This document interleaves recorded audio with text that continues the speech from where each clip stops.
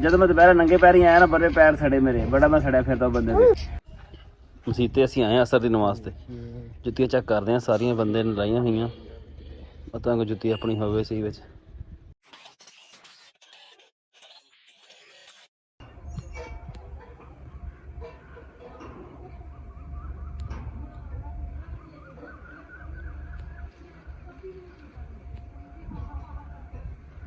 अस्सलाम वालेकुम की हाल चाल है जी तुहाडा उम्मीद करदा सारे ठीक ठाक हो गए अल्लाह ताला दे फजल ते करम दे नाल शुरू करदे आं अज दा व्लॉग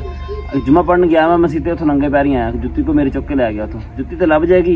पिंड दे विच ना जुत्ती कोई नहीं हैगी इदां दी किसी दी ते दूजा जिहड़ी मेरी जुत्ती है ना उत्ते वैल्डिंग दे छोले वगैरह टेके ना सुराख जे होए रहिंदे थोड़े थोड़े पता लग जाएगा जुत्ती चुकी करने बंदा लभांगे छड्डदा नहीं मैं जद मैं दोपहर नंगे पैरी आया ना बड़े पैर सड़े मेरे बड़ा मैं सड़िया फिरदा बंदे ते चलदे हुण कोई चीज़ लैके आंदे परौणे दे खाण वास्ते चलदे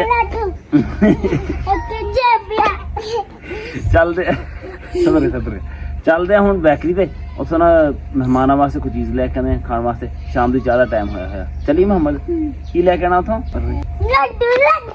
लड्डू की लैके आना लड्डू लैके आने हम की लैके आना समोसे लैके आने चलिए लड्डू मैं लूंगा आहो तू लूंगा लड्डू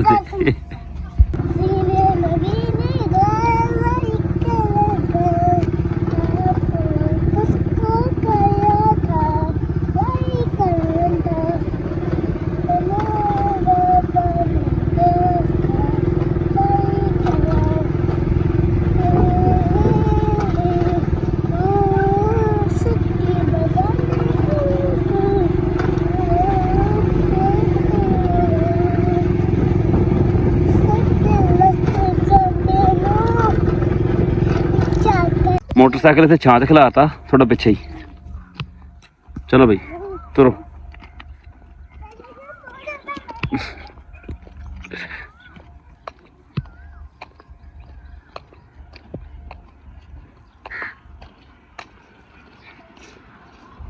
चल हम चल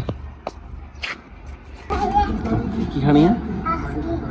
जड़ से देखी जानी वही से खाई जानी है आ लेनी है तू कुछ भी नहीं लगना तुम बिस्कुट दस इतों 10 बिस्कुट कड़े लेने पूरे पूरे थले बिस्कुट दे देन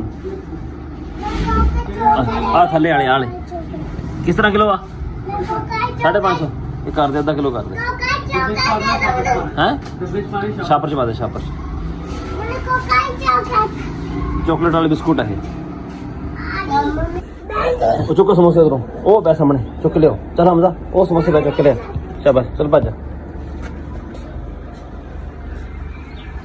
चुकला वो तो फाड़ कोंडे दो पर मैं दे चलो आ जाओ किधर होए इन्नी गर्मी दे विच गोडी दे टाइमो टाइम ही है खाने बिस्कुट फिर गोडी करो मेरी आँख चरी दी फिर है सुनाओ यार बड़ी गर्मी है यार आज तो करना पैना कम कम करे बगैर गुजारा को नहीं होता ठीक है खोलो खोलो खोलो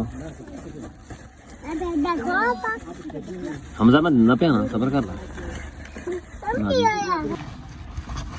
आले हमजा आले मोहम्मद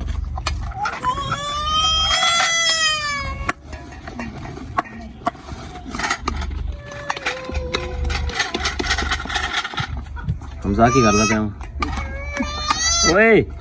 मेरी उस चाय भी डोल देनी है ते मेरे समोसे भी डोल देने ते समोसे नहीं मेरे समोसे और चटनी पा ली है हैं चल ठीक ना ब्या नया हादी जा पानी लेके देना पानी कितना पीना ज्यादा पीना थोड़ा पीना लस्सी तो है लस्सी एक दम पानी समोसा खाना हुन तू हैं नहीं खाना मैं खा लूं जरूर से रहना तुम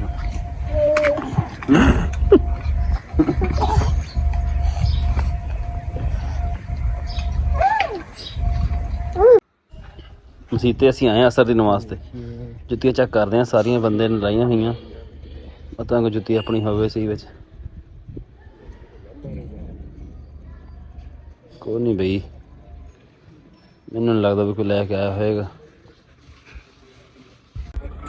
ਉਹ ਅੰਦਰ ਜਾਓ ਪਈ ਸਾਹਮਣੇ ਜੁੱਤੀ ਮੇਰੀ ਆਹ ਗੱਲੀ ਜੁੱਤੀ ਚੁੱਕ ਲਾ ਹੈ ਆ ਜਾ ਚੱਲ ਪਰ ਮਿਲਦੇ ਮੈਂ ਪਾ ਲਾ ਚੁੱਕਣਾ ਮੈਂ ਚੁੱਕਣਾ ਜੁੱਤੀ ਆਹ ਸਾਡੀ ਚੱਪਲ ਆ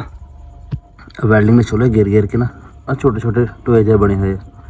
ਪਰ ਇਹ ਪਤਾ ਲੱਗ ਜਾਂਦਾ ਵਿੱਚ ਉੱਤੇ ਜਿਹੜੀਆਂ ਮੇਰੀ ਹੈ